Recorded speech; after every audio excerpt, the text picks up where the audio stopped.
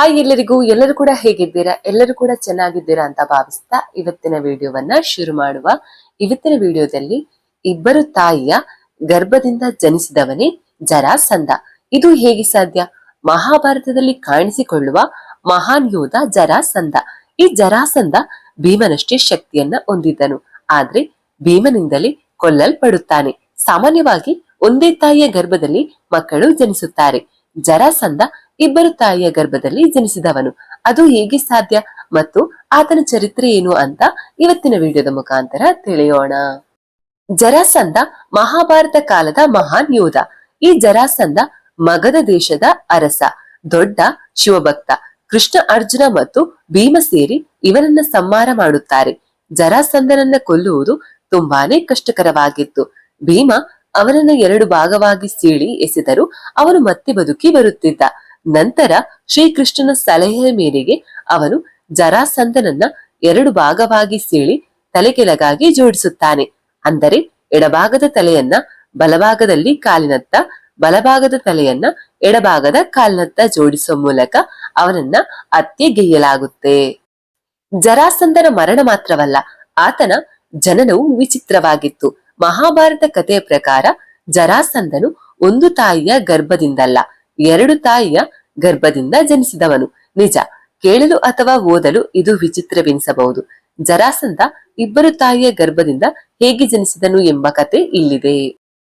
ಜರಾಸಂಧನ ತಂದೆಯ ಹೆಸರು ಬ್ರಹ್ಮದ್ರಥ. ಈ ಬ್ರಹ್ಮದ್ರಥನಿಗೆ ಇಬ್ಬರು ಪತ್ನಿಯರಿದ್ದರು. ಈ ಬ್ರಹ್ಮದತ್ತ ರಾಜನಾದುದರಿಂದ ಇಬ್ಬರು ಪತ್ನಿಯರು ಅರಮನೆಗೆ ರಾಣಿ ಆಗಿದ್ರು. ಆದ್ರೆ ಅವರಿಬ್ಬರಿಗೂ ಮಕ್ಕಳಿರಲಿಲ್ಲ. ಬ್ರಹ್ಮದತ್ತನಿಗೆ ತನ್ನ ಮೊದಲನೇ ಹೆಂಡತಿಯಿಂದಲೂ ಮಕ್ಕಳಿರಲಿಲ್ಲ, ಎರಡನೇ ಹೆಂಡತಿಯಿಂದಲೂ ಮಕ್ಕಳಿರಲಿಲ್ಲ.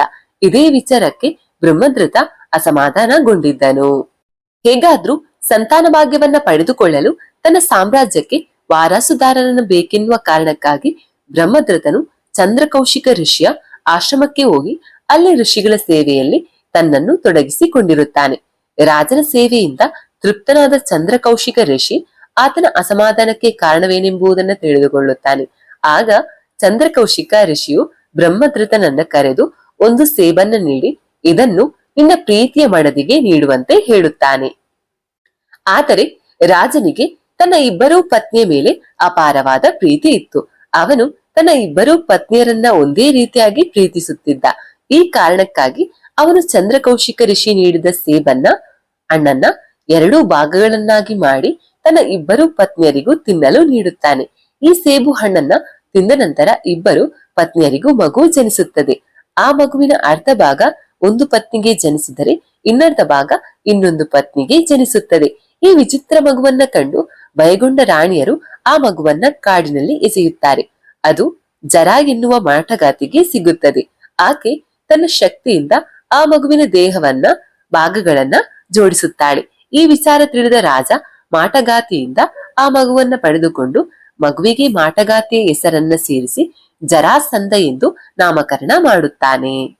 ಈ ರೀತಿಯಾಗಿ ಜರಾಸಂಧನ ತಂದೆ ಬೃಹದ್ರಥನು ಮಾಡಿದ ತಪ್ಪಿನಿಂದಾಗಿ ಜರಾಸಂಧ ಎರಡು ಭಾಗಗಳಾಗಿ ಜನಿಸಬೇಕಾಯಿತು.